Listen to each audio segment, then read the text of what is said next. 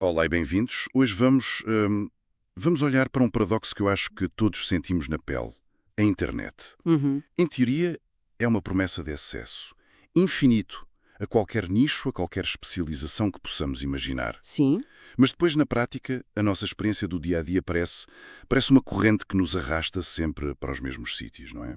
Os conteúdos virais, os temas do momento, uhum. uma massificação, pronto. É uma tensão fascinante, sem dúvida. E para a explorarmos, temos uma fonte igualmente fascinante. Um diálogo entre um pensador humano, o professor Edson Zogby, e uma inteligência artificial. Exato. E juntos eles tentam desmontar as engrenagens que movem o nosso ambiente digital. E as conclusões são, no mínimo, desconfortáveis. Porção. A nossa missão hoje é precisamente ir a fundo nesta conversa. Tentar perceber porque é que uma biblioteca do tamanho do mundo parece tão determinada em mostrar-nos só os 3 ou 4 best-sellers da prateleira de entrada. Vamos lá ver o que se passa nos bastidores. Ok, vamos diretos ao coração do problema. A conversa começa com o Zogby a lançar a questão que define tudo. Uhum. Ele pergunta, e eu vou citar: a internet nos ilude como um mar de especializações, mas quando a experimentamos, sabemos que é um mar de massificações. É correta esta análise? É uma pergunta perfeita. É. Eu confesso que li isto e senti um reconhecimento imediato. É uma sensação que eu tenho constantemente. Sinto que tenho um mundo à minha disposição, mas acabo sempre a ver as mesmas 5 coisas. É uma falha minha, da minha disciplina, ou há algo mais em jogo? A tua intuição está certíssima. E o mais interessante é que a inteligência artificial, na fonte, concorda sem hesitar. A sério? Sim, a resposta dela valida completamente essa sensação. Explica que não é uma falha individual, mas sim um resultado do design do sistema. Em teoria, a internet é de facto um paraíso para especialistas, um arquivo sem fundo. Certo. Mas as plataformas onde a esmagadora maioria de nós passa o tempo, as redes sociais, os grandes portais de vídeo bem, elas operam com uma lógica completamente diferente. Uma lógica que não premia a profundidade. Exatamente. E essa lógica é movida por que mecanismos, então? Bem, a IA aponta para dois motores principais que trabalham em conjunto.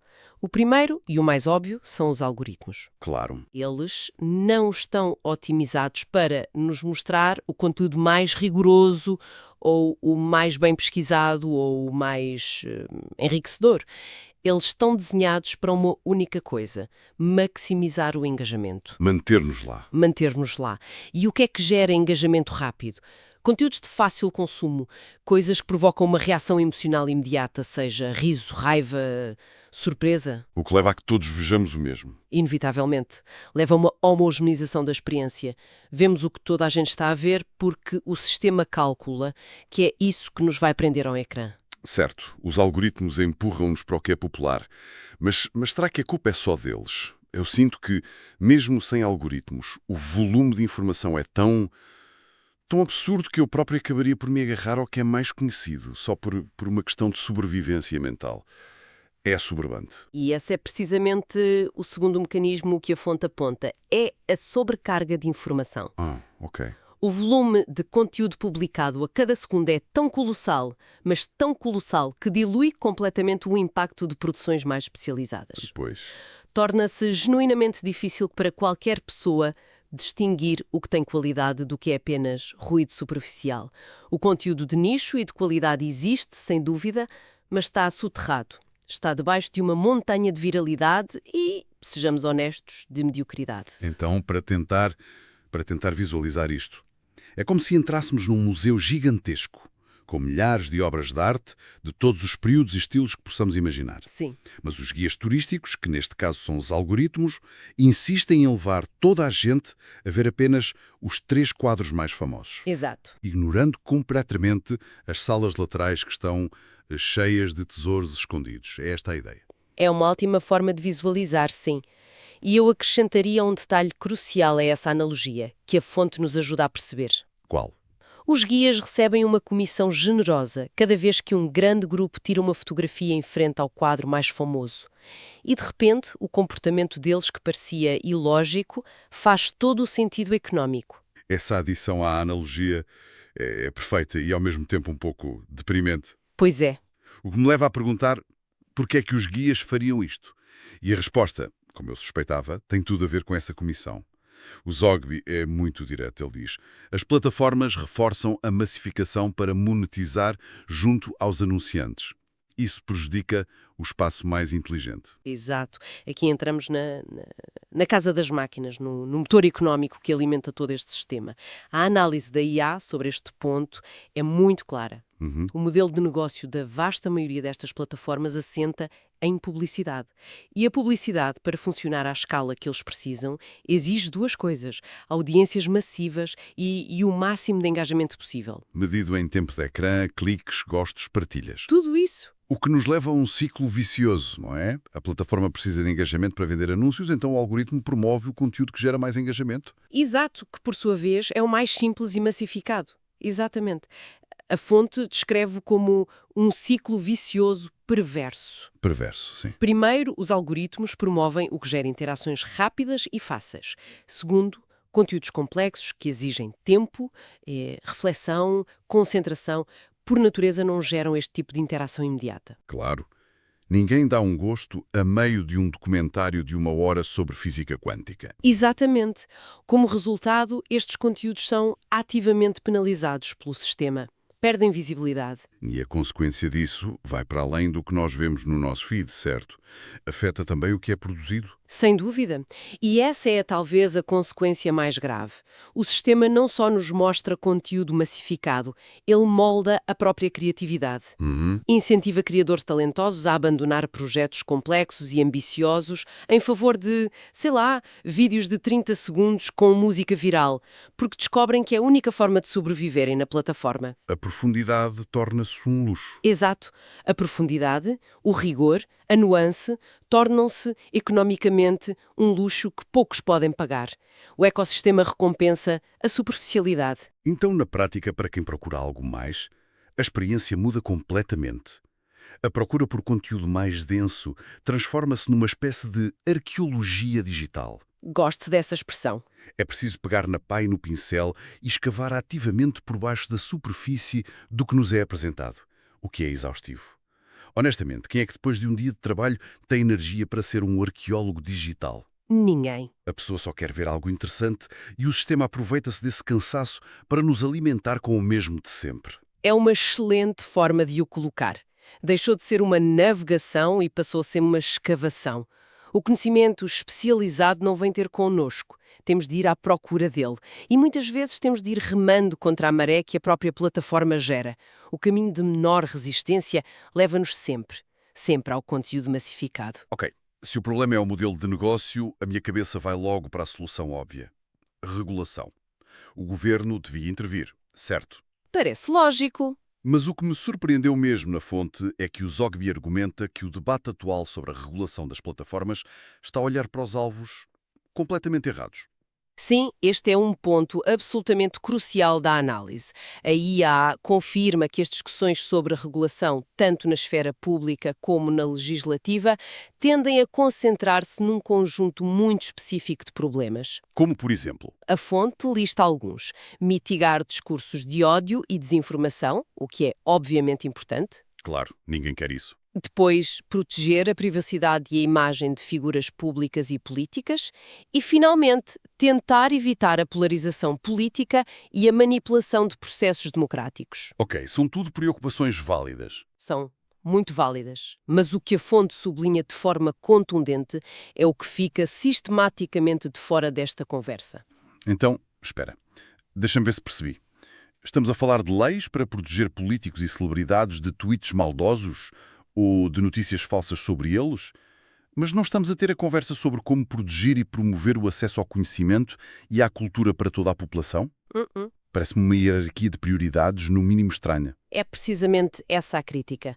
A promoção de espaços não monetizados para conteúdos especializados e de qualidade é descrita na fonte como uma preocupação secundária ou, na maioria dos casos, completamente inexistente no debate regulatório. Inexistente. A IA classifica isto como uma lacuna importante. O foco está em limpar os aspectos mais tóxicos e visíveis do modelo atual, não em questionar ou complementar o modelo em si, que é a raiz do problema da massificação. E é aqui que o Zogby faz a sua acusação mais forte. Ele descreve a situação como os poderosos legislando ao próprio benefício e o desprezo ao resto da população. É uma afirmação muito dura. É duríssima, mas a análise que se segue na conversa mostra como esta perspectiva se sustenta. Quando as leis parecem ser desenhadas primariamente para proteger os interesses e a imagem de corporações e de figuras políticas, em vez... De promover o bem comum. Exato. Em vez de promover o bem comum ou o enriquecimento intelectual da sociedade, a crítica ganha uma força tremenda. A ausência de políticas que incentivem ativamente conteúdos educativos, culturais ou científicos, Sim. através de financiamento ou de requisitos de visibilidade nas plataformas, acaba por reforçar o status quo. Ou seja, a falta de ação é, em si mesma, uma decisão política. Não fazer nada para mudar o sistema é uma forma de o aprovar, não é? Precisamente, reforça esta ideia de que o sistema está a proteger os interesses estabelecidos, tanto comerciais como políticos, em detrimento do enriquecimento coletivo. A regulação foca-se em proteger os atores poderosos que já operam dentro do sistema, em vez de reformar o sistema para beneficiar a sociedade como um todo. A conversa chega, então, a um ponto que é um verdadeiro balde de água fria. Sim. Depois de analisar o modelo de negócio e as falhas da regulação, o Zogby conclui de forma muito pessimista. Ok, sem luz no final do túnel a médio prazo, infelizmente. Pois. E, honestamente, depois desta conversa, é difícil não concordar um pouco com ele. O problema parece demasiado grande, demasiado enraizado. É um sentimento perfeitamente compreensível e reflete a escala monumental do desafio. No entanto, a IA oferece um contraponto mais matizado. Ainda bem. Ela admite que a realidade pode parecer desanimadora e que uma mudança estrutural desta magnitude é, por definição, extremamente lenta, mas argumenta que este estado de coisas não é uma inevitabilidade histórica, não tem de ser assim para sempre. E que frestas de esperança é que a fonte consegue apontar no meio deste cenário tão cinzento? A IA destaca alguns caminhos. Primeiro, a pressão contínua e persistente que vem da sociedade civil, da academia e da comunicação social independente. Certo. São estes grupos que continuam a exigir mais transparência, a publicar estudos, a apontar as falhas do sistema, mantendo o assunto na agenda pública. E depois? Segundo, e talvez mais concretamente, a criação de alternativas descentralizadas. O que é que isso significa na prática? Significa redes sociais independentes, plataformas de vídeo colaborativas, projetos que operam fora da lógica de monetização massiva e de controle centralizado por uma única corporação. Ok. Podem ser mais pequenas, claro, mas a longo prazo, a multiplicação destas alternativas pode começar a enfraquecer o domínio esmagador dos gigantes tecnológicos. E, por fim, a IA recorda a lição da história. Os avanços, mesmo que pareçam impossivelmente graduais, acabam por acontecer. Certo. A consciencialização sobre um problema é sempre o primeiro passo para a sua resolução. Mas mesmo essas alternativas enfrentam uma batalha de David contra Golias. A fonte reconhece isso quando diz que as iniciativas que procuram mudar o sistema são frequentemente confrontadas e julgadas por poderosos com intenções tendenciosas. Sim. Parece um beco sem saída. Como é que se muda um sistema quando os juízes são os principais beneficiários desse mesmo sistema? Esse é o desafio central, a principal barreira. As grandes corporações têm recursos quase ilimitados para influenciar o processo legislativo através de lobbying, para moldar a opinião pública. Exato. No entanto, a conclusão da IA não é de total desespero. É um reconhecimento pragmático de que, apesar de tudo, a resistência através da crítica e a criação de alternativas continuam a ser os únicos caminhos possíveis. O túnel, como diz o Zogby, pode ser muito longo e muito escuro, mas não está necessariamente fechado na outra ponta. Bem, que viagem! Foi densa, mas muito esclarecedora. Vamos recapitular rapidamente. Vamos a isso. Começamos com este paradoxo que todos sentimos.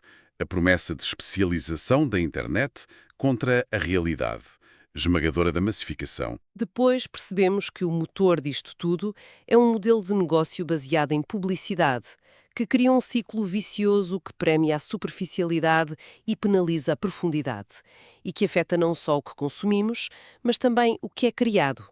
Vimos também como o debate sobre a regulação parece estar a falhar redondamente em abordar a raiz do problema, focando-se mais em proteger os interesses dos poderosos do que em fomentar o conhecimento para todos. E terminamos a olhar para um futuro que parece difícil, onde a mudança é lenta e enfrenta obstáculos gigantescos, mas que não está totalmente desprovido de esperança, graças à pressão da sociedade e à criação de espaços alternativos. No fundo, a grande conclusão desta análise é que a arquitetura do nosso mundo digital não é neutra. Nem um pouco. Não é um espaço que evoluiu organicamente. É um ambiente construído, desenhado e moldado ativamente por interesses comerciais e políticos muito, muito fortes. É isto. Compreender estas forças, saber que elas existem e como operam, é o primeiro passo fundamental para podermos navegar este ambiente de forma mais consciente. Ou, quem sabe, Ou, quem sabe, para fazermos a nossa pequena parte para ajudar a mudá-lo. o que nos deixa com um pensamento final para quem nos ouve. Algo para refletir. Se as plataformas digitais fossem desenhadas não para captar a nossa atenção a todo custo, mas sim para enriquecer o nosso conhecimento, que tipo de internet teríamos? E talvez mais importante ainda, que pequeno passo poderia cada um dar hoje para começar a construir um pequeno recanto dessa outra internet para si mesmo?